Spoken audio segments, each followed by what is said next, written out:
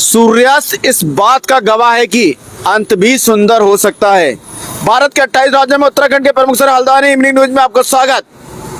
बात करें देश की राजधानी से, एक तरफ दिल्ली परिवहन मंत्री पंकज सिंह कह रहे हैं पिंक कार्ड योजना में किसी प्रकार की कोई खामी नहीं है, लेकिन जब ग्राउंड रिपोर्ट पर महिलाओं ने से बात करी तो दावे कुछ और ही निकले। जी हाँ, मौमिता पाल ने सरोजनी नगर स्थित दिल्ली परिवहन निगम डिपो के पास सेक्शन में कतार में लगने के लिए 2 दिन काम से छुट्टी ली और वेतन में कटौती भी स्वीकार की, लेकिन उनका काम नहीं बना।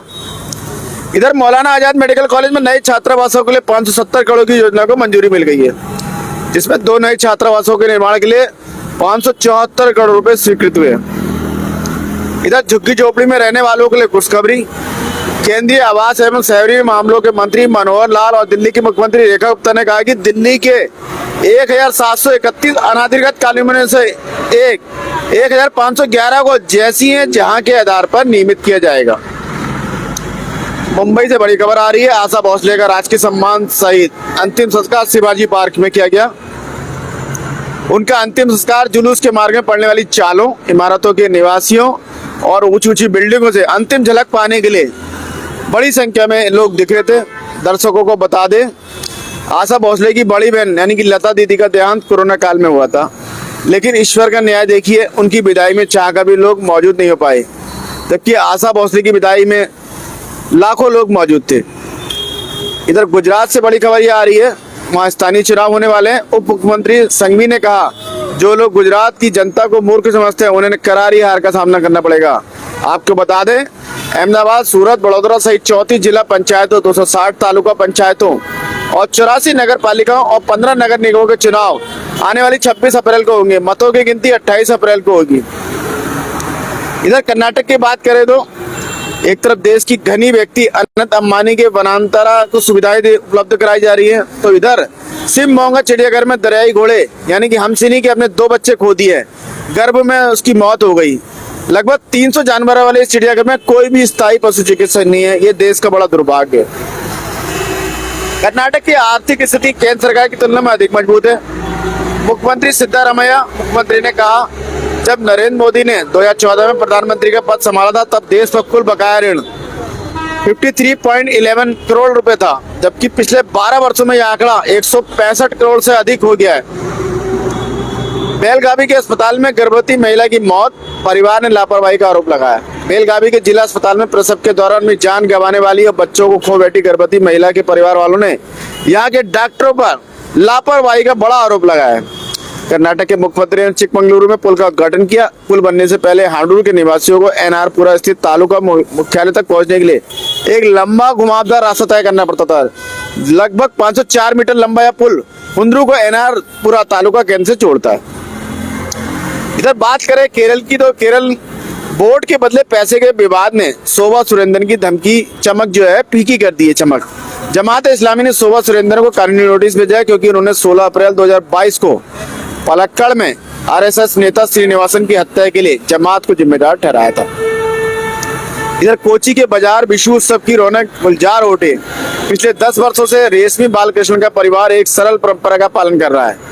हर साल विशु से एक दिन पहले ये अपने घर के आंगन में लगे 30 साल पुराने कैसीना फिस्टुला या गोल्डन सावर के पेड़ के नीचे फूल तोड़ते हैं, उन्हें करीने से पैक करते हैं और पड़ोसियों, दोस्तों, परिवार, यहाँ तक कि अजनबियों के साथ भी बांटते हैं, यानी खुशियां शेयर करते हैं।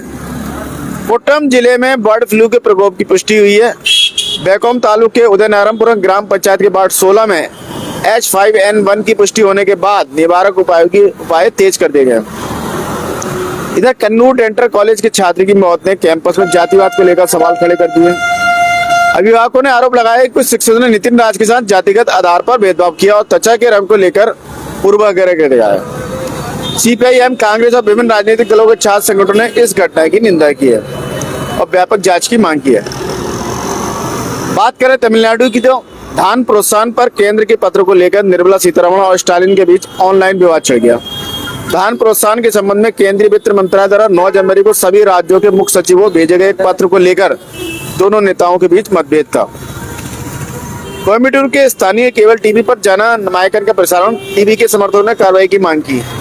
लीक हुई फिल्म को 11 अप्रैल को स्थानीय केबल टीवी चैनल राशि प्राइज मूवी पर अंतराल के बाद लगभग 21 मिनट तक प्रसारित किया गया था। इधर टीवी के नेता विजय ने एकल न्यायाधीश द्वारा 1.5 करोड़ रुपए के आय के जुर्माने को रद्द करने से इनकार करने के खिलाफ अपील की है। चेन्नई में इस चुनावी मौसम में सीटों की जमकर बिक्री हो रही है। जहाँ सीटियां निर्माताओं खुदरा विक्रेताओं ने सीटी की बिक्री में भारी वृद्धि की है, जो भारतीय चुनाव आयोग द्वारा अभिनेता सी जोसेफ विजय की पार्टी यानी कि तमिलगा बैटरी करजम को 2026 के विधानसभा चुनावों के लिए आवंटित प्रतीक चिन्ह के रूप में है। अगर केंद्र सरकार सहायता या अनुदान देना बंद कर दे तो हम इसे स्वीकार नहीं करेंगे। एआईएडीएम के नेता उम्मीदवार केपी मुंसारी यानी एआईएडीएम के उप महासचिव का कहना है कि यह सच है कि हमने किसानों के लिए लाभकारी कृषि कानून का समर्थन किया, लेकिन डेल्टा में खनिज संसाधनों के दोहन की परियोजना को एडप्पी के पलानीस्वामी ने ही रोक दिया था। बात करें छत्तीसगढ़ की। छत्तीसगढ़ के कांकेर में मुठभेड़ में 5 लाख रुपए की इनामी महिला माओवादी मारी गई। यह टकराव सरकार द्वारा 31 मार्च को छत्तीसगढ़ की सशस्त्र माओवादियों से मुक्त घोषित किए जाने के 12 दिन बाद हुआ है। इधर वेस्ट बंगाल की बात करें तो चुनाव का माहौल है। नेताजी के पोते चंद्र बोस ने भाजपा छोड़ने के बाद तृणमूल कांग्रेस में शामिल हो गए। बोस ने कहा भाजपा में शामिल होने का उनका पहले का फैसला एक ऐतिहासिक गलती थी, जिसको उन्होंने सुधार लिया है। आदित्यनाथ ने अपनी सभा में कहा कि भाजपा बंगाल में समावेशी सरकार लाएगी, क्योंकि यहाँ पे काफी निरंकुश सरकार है। आंध्र प्रदेश की बात करें तो मंत्री ने भाजपा कार्यकर्ताओं से राष्ट्र प्रथम दृष्टिकोण अपनाने का आग्रह किया। बादलपल्ली में पार्टी कार्यकर्ताओं के प्रशिक्षण शिविर को संबोधित करते हुए सत्य कुमार यादव ने कहा कि भाजपा सिर्फ एक राजनीतिक दल नहीं बल्कि राष्ट्रीय सेवा के प्रति समर्पित एक आंदोलन है। मारा लोकेश ने राष्ट्रपति मुर्मू से मुलाकात की और अमरावती विधेयक की मंजूरी देने के लिए उन्हें धन्यवाद दिया। लोकेश ने अमरावती को आंध्र प्रदेश की राजधानी अधिसूचित करने वाले विधेयक को मंजूरी देने के लिए राष्ट्रपति को धन्यवाद दिया। उन्हें अमरावती की यात्रा पर एक कॉफी केवल बुक भेंट की। आंध्र प्रदेश अग्निशमन सेवा 14 से 20 अप्रैल तक अग्नि सुरक्षा सप्ताह मनाएगी। आंध्र प्रदेश राज्य आपदा प्रतिक्रिया अग्निशमन सेवा विभाग 14 से 20 अप्रैल तक चलने वाले अग्नि सुरक्षा सप्ताह के दौरान जागरूकता कार्यक्रम, मॉक ड्रिल और प्रशिक्षण आयोजित करेगी। मुख्यमंत्री नायडू ने केंद्र से नियमों को घटाकर 100 से कम करने और उद्योगों के लिए अनुमोदन प्रक्रिया को सरल बनाने का आग्रह किया। नायडू ने अधिकारियों को औद्योगिक नियमों की संख्या 800 से घटाकर 100 से कम करने का निर्देश दिया। उन्होंने कहा औद्योगिक स्थापना के लिए अनुमतियों और लाइसेंसों की संख्या एकल में होनी चाहिए। इधर तिरुपति सड़क सुरक्षा अभियान 40 निजी बसों पर मामला दर्ज। स्लीपर बस जब्त 6 लाख जुर्माना लगाया गया। AIS 199 मानदंडों का उल्लंघन करने के लिए छत्तीसगढ़ से आ रही एक स्लीपर बस जब्त की गई। चंद्रबाबू नायडू ने गोदावरी नदी बोर्ड के अध्यक्ष से मुलाकात की। पैदा बागू परियोजना की मरम्मत पर चर्चा की है।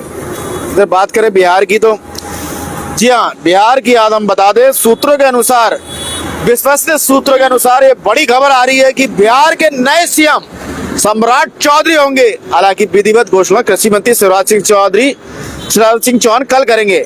हालांकि इस खबर की पुष्टि खबर संसार नहीं करता है। असम से बात करें तो प्रेस क्लब ऑफ इंडिया ने असमिया दैनिक के कार्यालय पर हुए हमले की निंदा की और दोषियों के खिलाफ कार्रवाई की मांग की। उन्होंने 9 अप्रैल को मतदान के दिन आसपास ऊपरी असम में अज्ञात व्यक्तियों द्वारा अखबार की सैकड़ों प्रतियां जलाने की घटना निंदा की। अखबार जला दिए थे वहां पे ना। असम ने तेलंगाना उच्च न्यायालय द्वारा कांग्रेस नेता पवन खेड़ा को दी गई राहत के खिलाफ सर्वोच्च न्यायालय में याचिका दायर की है। असम पुलिस ने याचिका पर सुनवाई करने के उच्च न्यायालय के अधिकार क्षेत्र को चुनौती देते हुए कहा था कि पवन खेड़ा के खिलाफ मामला असम में दर्ज किया गया था, तेलंगाना में नहीं। बात करें राजस्थान की तो राजस्थान के भिवाड़ी स्थित कारखाने के बाहर श्रमिकों ने वेतन वृद्धि की मांग को लेकर प्रदर्शन किया। पुलिस ने बताया प्रदर्शनकारी श्रमिकों ने धरना दिया, सुपराजित इंजीनियर लिमिटेड के गेट के बाहर सड़क को अवरुद्ध कर दिया, नारे लगाए और यातायात बाधित किया। राजस्थान विधानसभा, उच्च न्यायालय और सत्र न्यायालय को बम से उड़ाने की धमकियां मिली, कुछ भी संदिग्ध नहीं पाया गया। अधिकारियों ने तुरंत घटनास्थल का मुआयना किया, परिसर को खाली कराया गया और बम निरोधक बल और फौजी कुत्तों की मदद से व्यापक तलाशी अभियान चलाया गया। इधर बात करें हम पंजाब की तो अमृतसर में पुलिस स्टेशन पर ग्रेनेड हमला, 6 आरोपी गिरफ्तार। डीजीपी ने कहा प्रारंभिक जांच में पता चला है कि इस मॉडल को पाकिस्तानी के ISI का समर्थन प्राप्त था। यह घटना 29 और 30 मार्च की दरमियानी रात को पुलिस स्टेशन में घटी। इस घटना में कोई घायल नहीं हुआ। इधर जम्मू कश्मीर से बड़ी खबर यह आ रही है कि अमरनाथ यात्रा चालू हो गई है। 3 जुलाई से शुरू होकर 28 अगस्त तक ये रक्षाबंधन तक मनाई जाती है। और 57 दिनों की इस तीर्थ यात्रा में पहलगांव और बालटाल 2 जगह प्रांगण होते हैं, 2 कैंप होते हैं, दोनों मार्गों से अलग अलग होती है प्रक्रिया। पंजीकरण प्रक्रिया 15 अप्रैल से चालू हो जाएगी। और तीर्थ यात्रियों के लिए स्वास्थ्य प्रमाण पत्र जरूरी है और ये बड़ी कठिन यात्रा होती है। अगर आप भी जाने का प्रयास कर रहे हैं तो मेंटली तैयार रहें और 15-20 दिन पहले से भागना, दौड़ना, ट्रैकिंग करना शुरू कर दें, क्योंकि वहाँ पे जो है बड़ी दिक्कत आती है। और साथ में हमें टॉर्च रखें। मोबाइल से जितने लोग ले जा रहे हैं सभी लोगों के पास मोबाइल जरूरी होने चाहिए। इसके साथ इधर एक हल्द्वानी लोकल से खबर यह आ रही है कि काठगोदाम का मामला है। एक युवती जो 23 साल की है उसने सुसाइड कर लिया है और उसका पोस्टमार्टम किया गया है। फिलहाल अब पुलिस जांच कर रही है। मामले में बताया जा रहा है कि युवती की शादी 2020 में हुई थी और कल इस बात को लेकर कि कई बार उसने चैट करी, किसी को मैसेज किया, तमाम विषय है। हालांकि हम अभी खोलना नहीं चाह रहे क्योंकि कानूनी विषय है, जांच का विषय है, तो सही नहीं रहता। इधर देहरादून में मोदी आ रहे हैं तो लिहाजा जसवंत ग्राउंड में की जो रैली होनी है, बड़ी VIP कार्यक्रमों को देखते हुए आपको पार्किंग की व्यवस्था अलग रखी गई है।